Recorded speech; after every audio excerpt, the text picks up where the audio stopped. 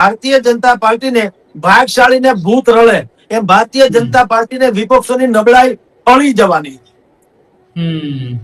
વિપક્ષો એક ન થયા. કોંગ્રેસ અને આમ આદમી પાર્ટી એ બેયનું ગઠબંધન જો થયું હોત તો ચિત્ર જુદું હોત. ન થયું એટલે હવે એમાં બ્રેક લાગી ગઈ ભયંકર. અને ઈ બ્રેકઅપ જે છે એના આધારે અત્યારે ચૂંટણી લડાઈ રહી છે. ભારતીય જનતા પાર્ટી તમારી જાણ ખાતર એના સંગઠન થકી અત્યારે એ મેદાનમાં દમ મારી રહી છે. અને બાકીના કોંગ્રેસ અને આમ આદમી પાર્ટી જે છે એમાં કોંગ્રેસ અને આમ આદમી બેને એન્ટી એસ્ટાબ્લિશમેન્ટ એના જેટલા મત મળે એ સારું. આખી ચૂંટણી જે સ્થાનિક સ્વરાજ્યની લડાઈ છે એના મુખ્ય બે જ આયામો છે, પ્રો ગવર્મેન્ટ, એન્ટી ગવર્મેન્ટ. એટલે સરકાર તરફી, સરકાર વિરોધી. હવે સરકાર વિરોધી મત જે છે એ જો વિપક્ષો એક થઈને લડ્યા હોત તો બધા જ મત એક પર થાત. 50-50 ગણો, 70-30 ગણો, જે ગણો તે.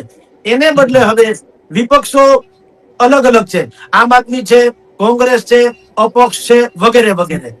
એટલે એને મત ડિવાઈડ થવાના. અને ભારતીય જનતા પાર્ટી જે કમિટેડ વોટર્સ છે એ તો છે જ. એટલે એને એ રીતે ફાયદો થવાનો. હા,